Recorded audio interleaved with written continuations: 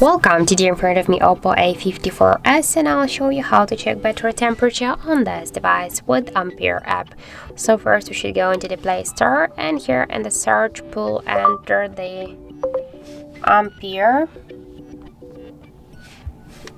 And now we should get this application, so tap to install and wait a couple of seconds while this application downloading and then installing on your device. And after that,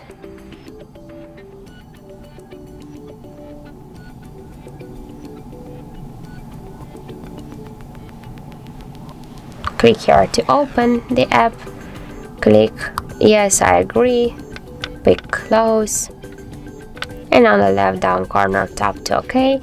And now here you can set the information with our device battery temperature. In my case that's 31 and 6. Also here we can find another information about our battery level, capacity, health, the voltage, and more other info like the Android version, model of our device, and more other info. So that's it, thank you for watching, and if you found this video helpful, don't forget to leave a like, comment, and to subscribe our channel.